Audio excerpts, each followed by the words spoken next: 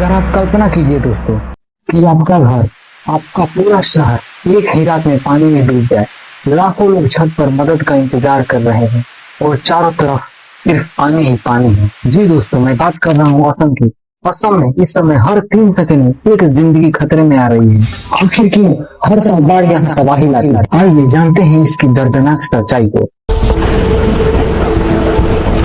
19 जुलाई 2026 असम के शिवसागर जिले में प्रशांता बोर ठाकुर अपने घर में आराम से बैठे थे कि तभी शाम को लगभग 5 बजे से अचानक बाढ़ का पानी आना शुरू होता है और लगभग 2 घंटे के अंदर अंदर पानी उनके सीने तक पहुंच गया। बचने के लिए प्रशांता ने बिस्तर पर कुर्सियां रखी और उसका पूरा परिवार पूरी रात उसी कुर्सियों पर बैठा रहा। उनके पिता ने अपने 95 साल के जीवन में कभी ऐसा बाढ़ नहीं देखा। पूरा गांव पानी में डूब चुका।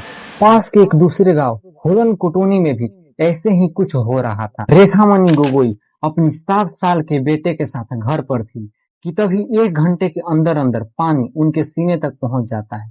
पहले उन्होंने अपने आप को अपने एक पड़ोसी के घर में सेट कर लिया, लेकिन वहां भी सेफ नहीं था। तो रात को लगभग 8 बजे पड़ोस की महिलाओं ने रेखामणि को उसके बच्चों के साथ एक पेड़ पर चढ़ा दिया। माँ और बेटे पूरी रात लगभग 12 घंटे तक उसी पेड़ पर भूखे प्यासे बैठे रहे। ये कहानी दोस्तों सिर्फ इन 2 परिवारों की नहीं है। पिछले कुछ दिनों से असम में हजारों लोगों को इसी तरह की सिचुएशन झेलने को पड़ रही है। न्यूज चैनलों में इसकी बहुत ही कम बात हो रही है क्योंकि गोदी मीडिया अभी रील्स बनाने में उलझी हुई है। लेकिन असम इस वक्त पिछले 60 सालों में सबसे भयानक और खतरनाक बाढ़ का सामना कर रहा है। इस बाढ़ में लगभग 80 से ज्यादा लोगों की मौत हो चुकी है। 2 लाख से ज्यादा लोग इफेक्टेड हैं और 12 जिलों के 856 गांव पूरी तरीके से पानी में डूब चुके हैं, जिससे लाखों लोग प्रभावित हुए हैं और बाढ़ ने 7 लाख से ज्यादा लोगों का घर छीन लिया है। लेकिन सबसे दुर्भाग्य की बात यह है दोस्तों कि असम में अब ये लगभग हर साल की कहानी बन चुकी है। बाढ़ आती है, हजारों करोड़ों का नुकसान होता है, लोग मरते हैं, सरकार बाढ़ से निपटने का वादा करती है। मैं आज इस सभा के माध्यम से पूरे आसाम की जनता को आश्वस्त करने आया हूं कि एक 5 साल हमें और दे दीजिए। आसाम को बाढ़ मुक्त बनाने का काम भारतीय जनता पार्टी की सरकार। लेकिन बदलता कुछ नहीं।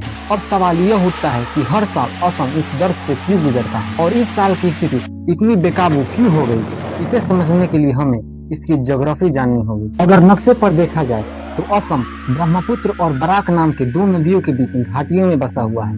3 तरफ से पहाड़ों से घिरा हुआ है और पानी निकलने के लिए बांग्लादेश की तरफ से सिर्फ एक छोटा सा रास्ता है। जब इन पहाड़ियों पर पानी बरसता है तो सारा पानी एक साथ असम में जाता है और इसी कारण से असम का 40% हिस्सा हमेशा बाढ़ से घिरा रहता है। ब्रह्मपुत्र और उसकी 50 से अधिक सहायक नदियां भी इस बाढ़ का कारण में मुख्य योगदान देती है। ब्रह्मपुत्र नदी तिब्बत से शुरू होकर अरुणाचल प्रदेश से होते हुए असम में आती है और ये रास्ता बहुत ही खतरनाक है। जब ब्रह्मपुत्र नदी इतनी ऊंचाई से आती है तो इसमें लगातार पहाड़ों के मलबा टूटकर इसमें गिरता रहता है और बहुत सारा गाद यानी सिल्ट जमा होते रहता है। इसकी मात्रा इतनी ज्यादा होती है कि दुनिया की सबसे बड़ी नदी अमेज़न रिवर जो साउथ अमेरिका में है उससे भी लगभग 5.5 गुना ज्यादा मलबा ब्रह्मपुत्र नदी में देखने को मिलता है। अब क्योंकि पहाड़ों में ढलान बहुत ज्यादा होती है तो इसी कारण से ये सारे मलबा नदी के साथ बहते चले जाते हैं। लेकिन अचानक से जैसे ही असम का समतल जमीन आता है ये ढलान एकदम से कम हो जाती है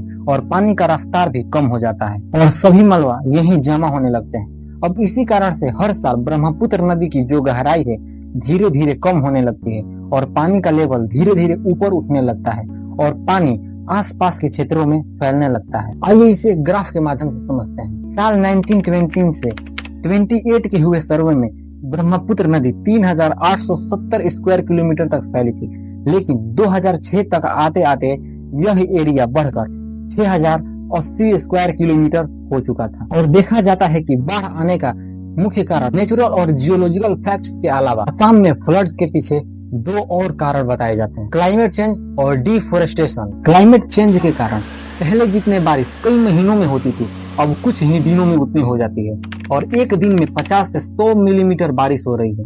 इससे जो बाढ़ है पहले से और ज्यादा खतरनाक बन रहे हैं और ज्यादा तबाही मचा रहे हैं। इसी तरह डिफोरेस्टेशन के बाद जब जमीन बंजर हो जाती है तो पानी ज्यादा रफ्तार से नीचे आता है और अपने साथ ज्यादा मिट्टी लेकर नीचे आता है। और सबसे बड़ी बात यह है कि इन सभी चीजों को कंट्रोल करने के जगह सरकार डेवलपमेंट के नाम पर और पेड़ काट रही है, लगातार माइनिंग करे जा रही है, जिससे ब्रह्मपुत्र नदी में और ज्यादा मिट्टी आ रही है। और सबसे शॉकिंग बात यह है दोस्तों कि असम में बाढ़ के सोल्यूशन के नाम पर एक ही काम किया जाता है हमेशा, ब्रह्मपुत्र के किनारे पर एम्बैंकमेंट यानी मिट्टी, कंक्रीट और सीमेंट की दीवारें बनाना। लेकिन हर साल यह दीवारें टूट जाती है और हर साल बाढ़ आती है। अब सवाल यह उठता है कि इन सब में सरकार क्या कर रही है। असम की सरकार में बैठे नेताओं ने वादा तो हर बार किया है कि वो बाढ़ का सोल्यूशन निकालेंगे, लेकिन यह वादा केवल भाषणों तक सीमित रहा है। 2016 के असेंबली इलेक्शंस में बीजेपी ने वादा किया था कि वो असम को बाढ़ मुक्त बनाएंगे। वो पावर में तो आए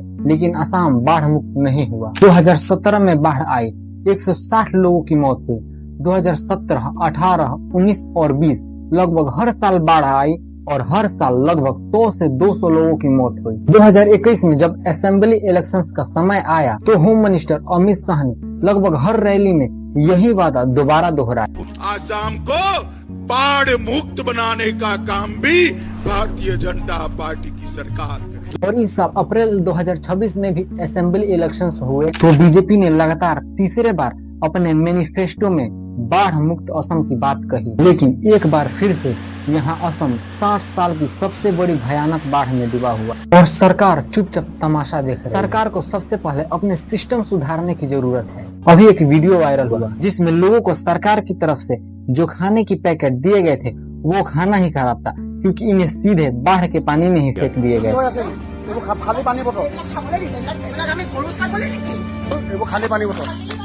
हमारी सरकार से बाढ़ का पानी कंट्रोल नहीं हो रहा, न ही बाढ़ में फंसे लोगों का विशेष बचाव और न ही अच्छा खाना मिल रहा है। और वहाँ जापान जैसे देश जिसे ज्योग्राफिकली देखा जाए तो दुनिया का शायद सबसे अनलकी कंट्री है, दुनिया में सबसे ज्यादा भूकंप और सुनामी आते हैं, लेकिन फिर भी वहाँ के सरकार ने, वहाँ के लोगों ने इन भयंकर आपदाओं के साथ जीना सीख लिया है। वहाँ पर भूकंप और सुनामी के लिए वार्निंग सिस्टम्स बनाए गए हैं। जैसे ही कोई भी आपदाएं आने वाली होती है लोगों के फोन में अलर्ट बज जाता है और लोगों को बताया जाता है कि सेफ जगह पर जाए। हर एक गाँव में, हर एक डिस्ट्रिक्ट में आपदाओं से बचने के लिए ट्रेनिंग दी गई है।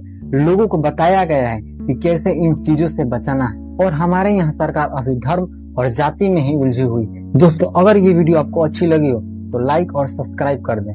तब तक के लिए जय हिंद। मिलते हैं अगले वीडियो के साथ।